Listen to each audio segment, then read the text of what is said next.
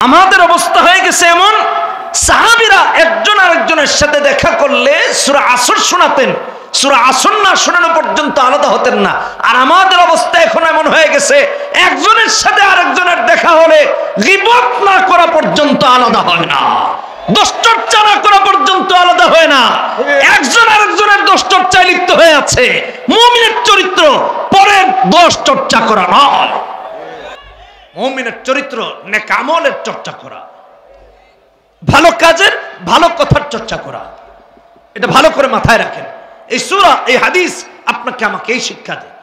এই জন্য আমার বন্ধুগণ, ইমাম তাবারানী তার মুআজ্জামুল আওসাতে 5124 নম্বর হাদিসে উল্লেখ করেন, কানার রাজুলানি মিন আসহাবিন নবী সাল্লাল্লাহু আলাইহি ওয়াসাল্লাম ইযা ইলতাকায়া لم يفترقا حتى يقرأ أحدهما على الآخر والعصر إن الإنسان لفي خسر إلا الذين آمنوا وعملوا الصالحات وتواصوا بالحق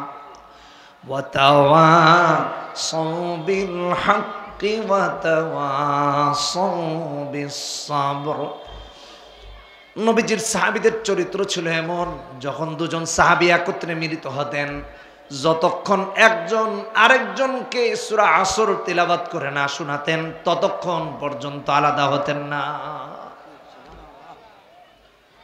আর আমরা গীবত না করা পর্যন্ত আলাদা হই না। গীবত করা বন্ধ করুন।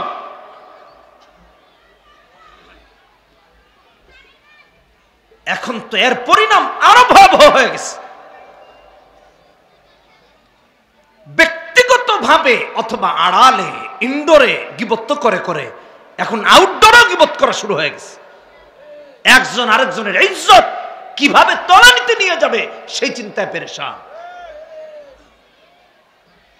এ সমস্ত কাজ মুসলমানের হওয়া দূরের কথা, কোন দায়িত্ব হতেই পারে না। দায়ীকে সবর করতে হবে, দায়ীকে ধৈর্যশীল হতে হবে, জবানের ব্যাপারে নিয়ন্ত্রণ রাখা লাগবে। যা মুখে আসে তাই বলা যাবে না, এমন বক্তব্য দেওয়া যাবে না যাতে করে জাতি বিভ্রান্ত হয়। কি শুরু করেছি আমরা? এসব তামাশা বন্ধ করুন।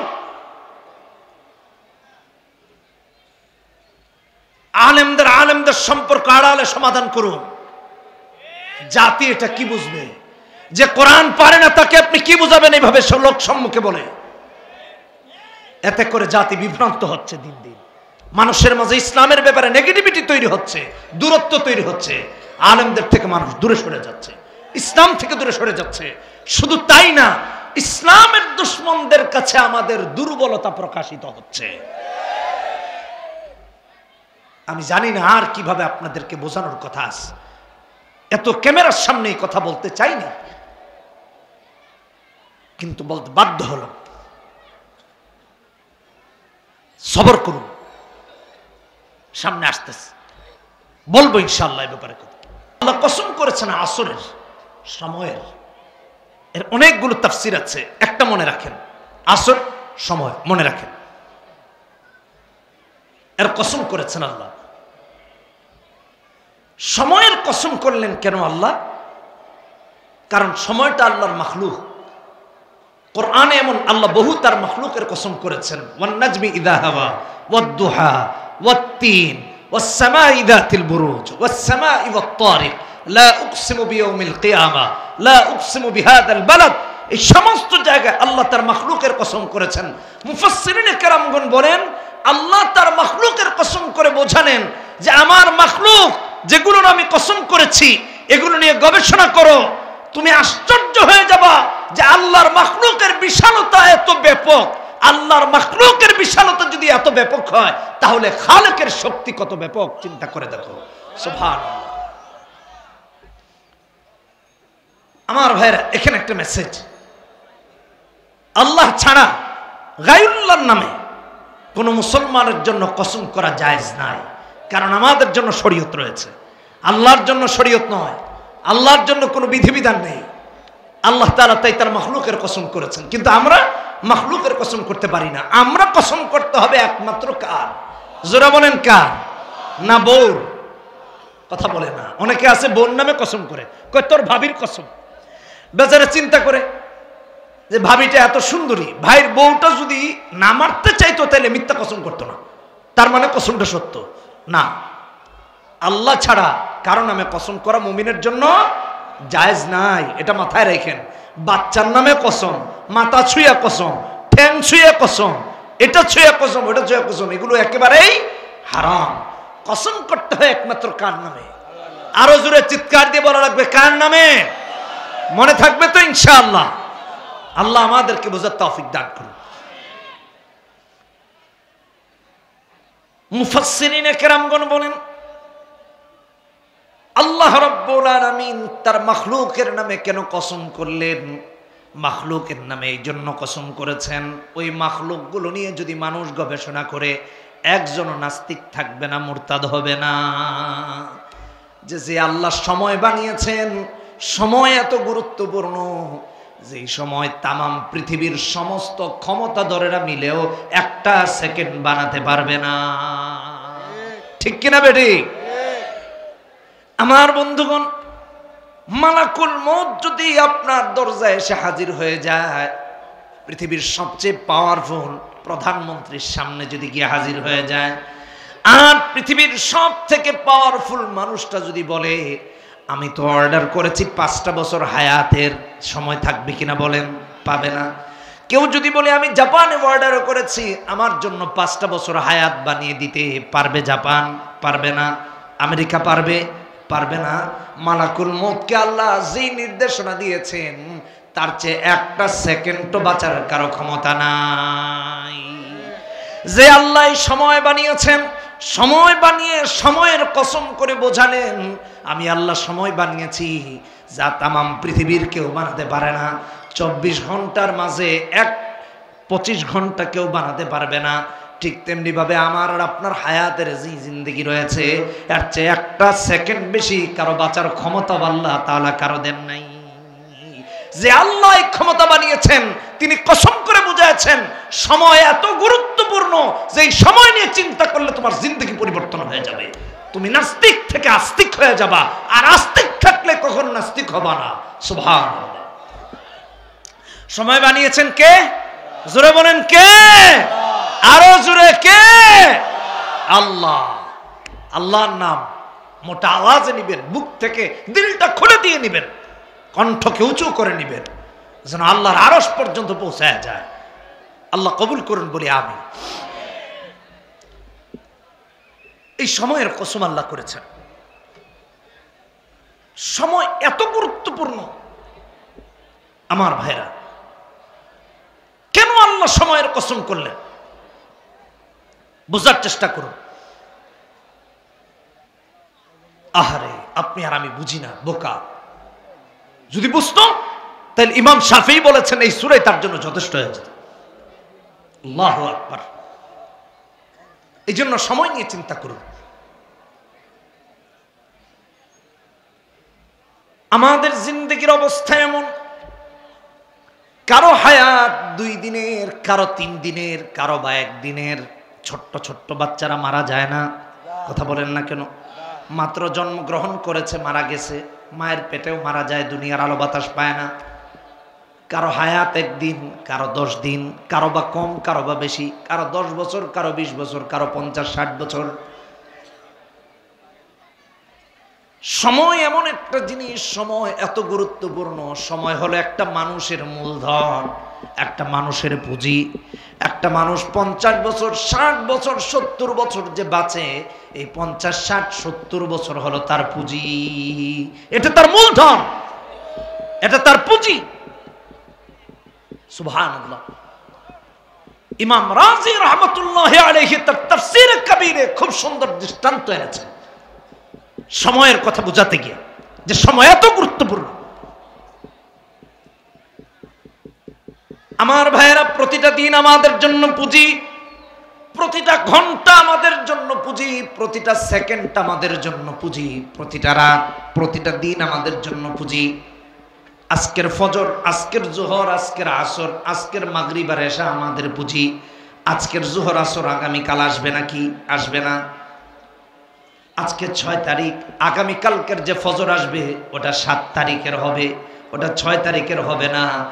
6 তারিখের ফজর, 6 তারিখের জোহর, 6 তারিখের আসর, 6 তারিখের মাগরিব আর 6 তারিখের এশা কখনো 7 তারিখে আসবে না। আজকের টাস্কেই গত হয়ে যায়। এই জন্য প্রতিটা সেকেন্ড হলো আমাদের জন্য পুঁজি।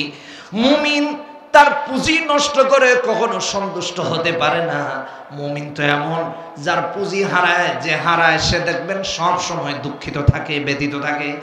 কারো যদি 1 লক্ষ টাকা ইনভেস্ট থাকে, মূলধন থাকে, পুঁজি থাকে, ব্যবসা করতে গিয়ে যদি 5,000 লস হয়ে যায়, মনটা খারাপ হয়ে যায় কিনা বলেন? মনটা খারাপ হয়ে যায় না? যায়। আবার যদি 5,000 লাভ হয়ে 1,05,000-এ পরিণত হয়, মনটা খুশি হয়ে যায়। তাহলে ব্যবসা, আপনার আমার মূলধন যদি ক্ষতিগ্রস্ত হয়, আমরা অসন্তুষ্ট হই। আমার ভাইরা, আপনার আমার জিন্দেগির প্রতিটা মুহূর্ত হলো পুঁজি। মুমিনের যদি সময় নষ্ট হয়, মুমিন কখনো আনন্দিত হতে পারে না। সময় নষ্ট করে মুমিন খুশি হতে পারে না। 1 লক্ষ টাকা পুঁজি থেকে 5,000 লস হলে অসন্তুষ্ট হয়।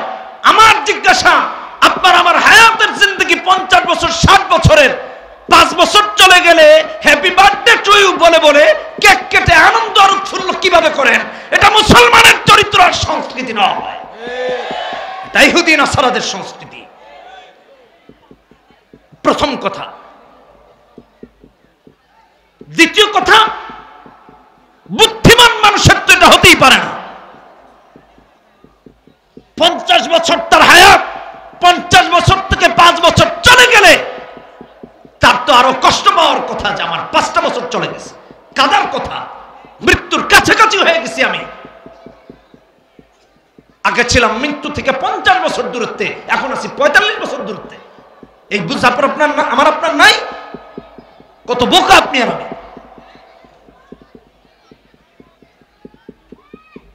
ব্যবসার পুঁজিটা হারালে যে মানুষটা অসন্তুষ্ট হয়, তার জিন্দেগির পুঁজি হারালে সে কিভাবে খুশি হয়? এটা মাথায় আসে না। ইমাম রাজি রহমতুল্লাহ আলাইহি তার তাফসিরে কাবীরের মধ্যে উল্লেখ করেন, সূরা আসরের তাফসিরে একজন বরফ বিক্রেতার কথা। বরফ বিক্রেতা বরফ বিক্রি করে। বরফটা হলো সময়ের মতো, সময় যত যায়, যেমন জিন্দেগি থেকে মাইনাস হয়, সময় যত যায় বরফও দেখবেন গলে গলে পড়ে যায়। ঠিক কিনা বেঠিক জোরে বলেন? একজন বরফ বিক্রেতা বরফ নিয়ে নিয়ে বলতেছে, ইরহামু মাইয়াদুবু রাসু মালিহি, ইরহামু মাইয়াদুবু রাসু মালিহি। বরফ বিক্রেতা চিৎকার দিয়ে দিয়ে বলছে, তার উপর রহম করো যার পুঁজি গলে যায়, যার পুঁজি গলে যায় তোমরা তার উপর রহম করো। আমার ভাইরা, পুঁজি যেরকম গলে যায় বরফ, সময় হলো এমন পুঁজি যা প্রতি সেকেন্ডে সেকেন্ডে আপনার আমার বরফের মতো গলে গলে যায়। হ্যাঁ, এটা সেই সময় যে সময়ের কসম করেছেন আল্লাহ। একটু চিন্তা করুন, একটু গবেষণা করুন। এই আসর আপনার আমার প্রত্যেকটা জিন্দগির প্রত্যেকটা সেকেন্ডের সাথে জড়িত, রিলেটেড। কিভাবে আপনি আর আমি সূরাকে অবহেলা করি? আমাদের তাফসীরগুলো এখন হয়ে গেছে আনন্দ উদযাপনের জায়গা। এখান থেকে সবক নিয়ে যাই না, জিন্দগি পরিবর্তন হয় না, তামাশার জায়গায় বেশি পরিণত হয়েছে। আর আমাদের আয়োজক আলহামদুলিল্লাহ, এখানে তো আপনারা ভালো ভালো আলেমদেরকে দাওয়াত করেছেন। বিভিন্ন জায়গায় দেখা যায় ফান করা, নাটক করা, এগুলো তাফসীরের মাহফিলের কাজ হয়ে গেছে। জিন্দগি পরিবর্তন করুন। আজকে মাহফিলে এসেছেন, তাফসীরে এসেছেন, আগামীকাল যদি আপনার জিন্দগি একই রকম রইল, তাহলে তাফসীর আপনার জিন্দগি কি পরিবর্তন করলো? আপনার মাঝে তো কোনো পরিবর্তন আসলো না। এই জন্য জিন্দগিকে পরিবর্তন করার জন্য তাফসীর শুনতে হবে, আসতে হবে, শোনাইতে হবে। এটা প্রত্যেকের জন্য বলতেছি, শুধু আমার জন্য না, শুধু আপনাদের জন্য না, আমার এবং আপনাদের সবার জন্য। আল্লাহ তৌফিক দান করুন বলি আমি। সময়কে কাজে লাগাবো তো ইনশাআল্লাহ। হ্যাঁ, আপনি আর আমি, আমার কলিজার টুকরা যুবকরা, মাশাআল্লাহ তোমরা এখানে অনেক, যুবকদের সংখ্যা অনেক। আমি যুবকদেরকে বলছি, তুমি জন্মদিন পালন করো কিভাবে? 50 বছর বাঁচবা, তোমার 18 বছর চলে গেছে 50 থেকে, তুমি খুশি হও কিভাবে? তোমার 50,000 টাকা থেকে যদি 18,000 লস হয়ে যায়, তুমি খুশি হবা? কিভাবে খুশি হবো? তোমার 50,000 মূলধন, এটা ইনভেস্টমেন্ট, পুঁজি, 18,000 লস হয়ে গেলে তুমি কখনো খুশি হবা না। তাইলে তোমার 50 বছর থেকে 18 বছর জিন্দগি চলে গেছে, তুমি খুশি হয়ে এক এক কাটো কেমনে? এটা তো মুমিন করতে পারে। সময়কে কাজে লাগে। আল্লাহ তাআলা এই জন্য সময়ের কসম করেছেন আমার ভাইরা। আমি জানি না আমি আর আপনাদেরকে কিভাবে বুঝাবো। দুটি দৃষ্টান্ত দিই আপনাদের সামনে, একটু মনোযোগ দিয়ে শুনেন। এখন তো এদিকে খুব কম আসা হয়, মাহফিল বেড়ে গেছে, 2টা 3টা 4টা 5টা এক একদিন মাহফিল থাকে। এদিকে আসলে দেখা যায় যে এত মাহফিল করতে পারি না, মানুষ টানাটানি করার কারণে দূরেও আসা কমিয়ে দিয়েছে। আগে তো দূরে যেতাম অনেক জায়গায়, এখন দূরে যাওয়াও কমে গেছে, খুব কম যাই, হঠাৎ হঠাৎ। দুটা দৃষ্টান্ত দিব আপনাদেরকে। আমার এক আঙ্কেল ছোটবেলা, এটা মনে হয় 98 অথবা 99 এর ঘটনা হবে, তখন হিফজখানায় পড়ি। তো এক আঙ্কেলের 10,000 টাকা পকেট থেকে হারিয়ে গেছে। 98 99-তে 10,000 টাকা কিন্তু অনেক টাকা, কি বলেন ঠিক কিনা বেটি? যারা এখানে আছেন বয়স আছে যাদের, তারা বুঝতে পারতেছেন 10,000 টাকা তখন অনেক টাকা, 2000 সালের আগে। তখন 1 টাকায়ও আইসক্রিম পাওয়া যেত একাধিক, কথা বলেন ঠিক কিনা বেটি? 3-4টা পাওয়া যেত। আর এখন তো সুবহানাল্লাহ 1 টাকার চেহারাই খুঁজে পাওয়া যায় না। বাস্তবতা এমন হয়ে গেছে। তো এক আঙ্কেল 10,000 টাকা পকেট থেকে হারিয়ে ফেলেছেন। মসজিদে গিয়ে মাথায় পানি ঢালতেছেন, কলের মধ্যে পানি ঢালতেছেন মসজিদে, মাথা গরম হয়ে গেছে, 10,000 হারিয়ে। এটা গেল এক। কয়েকজনকে এই চকবাজার, এখানের অনেক ব্যবসায়ীরা চকবাজারে ব্যবসা করেন, অনেক চাকরিজীবীরা চকবাজারে চাকরি করেন, আপনারা খোঁজ নিয়ে দেখেন। আপনাদের এই অঞ্চলের মানুষ চকবাজারে ভরা, আলহামদুলিল্লাহ, আলহামদুলিল্লাহ বলেন।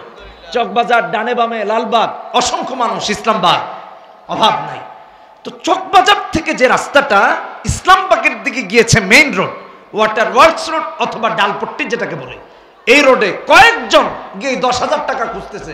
আরে টাকাটা কোথায় পড়ে, খুঁজে খুঁজে আর পায় না। টাকা হারিয়ে বেচারা বেকুল হয়ে গেছে। কয়েকদিন আগের কথা বলি, আমার কাঙ্কেল, আমার বাবার বন্ধু মানুষ, বেচারা বড় ব্যবসায়ী, মসজিদ থেকে আমিও বের হচ্ছি, উনিও বের হচ্ছেন। তো বলতেছেন, ভাতিজা কেমন আছো? বললাম, আঙ্কেল ভালো আছি। আপনি কেমন আছেন? বলতেছে, আলহামদুলিল্লাহ, আল্লাহ ভালো রেখেছেন, তবে একটু সমস্যায় আছে। বললাম, আঙ্কেল কি সমস্যায় আছেন? বলতেছে, দোকানের হিসাব মিল করতে পারতেছি না। বলে কি? কয়, আমার এত টাকার মাল ইনভেস্ট করলাম, এত টাকা পুঁজি খাটালাম, কিন্তু এই টাকার ব্যাক আসলো না, মাল নাই, মাল বিক্রি হয়েছে কিন্তু ক্যাশে টাকা নেই, টাকা গেল কই? তিনি পেরেশান। আঙ্কেল আমাকে বলতেছেন, আমি বললাম, আপনি কি করেছেন এর জন্য? বলতেছে যে আমি প্রতিদিনের সিসিটিভি ফুটেজ, সিসি ক্যামেরার যে ফুটেজ আছে, এটাকে চেক করতেছি যে আমার টাকাগুলো গেল কোথায়। উনি ওটা চেক করা শুরু করেছে। আহা, এই দুটা ঘটনা আমাদের জন্য অনেক শিক্ষা। টাকা যখন পুঁজি হয়, পকেট থেকে যদি হারিয়ে যায়, ক্যাশ থেকে যদি হারিয়ে যায়, আমরা পেরেশান হয়ে যাই। কোথায় আমার 10,000 গেল, কোথায় আমার 1 লাখ চলে গেল। আমার যুবক ভাইরা, কিন্তু সময়টা যখন তোমার আমার জন্য পুঁজি, একবার কি চিন্তা করেছো নাকি তোমার জোহরটা কোথায় গেল? জিন্দগির কত জোহর পড়ো নাই, কত আসরও পড়ো নাই, কত মাগরিব পড়ো নাই, কত এশা পড়ো নাই। জীবন যেতে যেতে বার্ধক্যে উপনীত হয়ে গেলে, চুল দাড়িগুলো পেকে গেল, কিন্তু এখনো দেখা যায় তোমার কালেমাটা সহি হয় নাই, এখনো কোরআনটা সহি হয় নাই, এখনো নামাজ সহি হয় নাই। অর্থ আর সম্পদ যখন তোমার আমার পুঁজি হয়, তখন তুমি আর আমি অস্থির হয়ে যাই। কিন্তু তোমার আমার পুঁজি যখন নামাজ, তোমার আমার পুঁজি যখন প্রতিটা দিন রাত, কত রাত মদের আড্ডাখানায় গিয়ে কাটিয়ে দিয়েছ, কত রাত জুয়ার আড্ডাখানায় গিয়ে কাটিয়ে দিয়েছ, কত দিন রাত আল্লাহর নাফরমানি করে কাটিয়েছো, কিন্তু একটু আক্ষেপ নাই, একটু আফসোস নাই। বুদ্ধিমান যদি হতে, মুমিন যদি হতে, তাহলে রাতটা কিভাবে কাটালে, দিনটা কিভাবে কাটালে আক্ষেপ করতে, ঠিক কিনা বেঠি? সারাদিন যদি গুনাহে কাটিয়ে দাও, রাতের বেলা বিছানায় গিয়ে চিন্তা করতে, আহারে আমার দিনটা নষ্ট হয়ে গেল, আমার পুঁজিটা নষ্ট হয়ে গেল, এটা বুদ্ধিমানের কাজ। রাতের বেলা বিছানায় গিয়ে বলতে, আহারে সকাল থেকে আমি নামাজ বাদ দিয়েছি, ফজরের, যোহরের, আসরের, মাগরিবের, ইশার, আজকের এই সময় যেভাবে নষ্ট হয়েছে, আগামীকাল থেকে যেন আর নষ্ট না হয়। সচেতন হতে, শিক্ষা নিতে। কিন্তু ব্যবসার পুঁজি হারালে কষ্ট পাও, আর নিজের জীবনের পুঁজি নষ্ট করে কষ্ট পাও, ঠিক? এটা মুমিনের কাজ না, এটা বুদ্ধিমান মানুষের কাজ নয়। আর কিভাবে বলবো আমার বুঝা ছিল।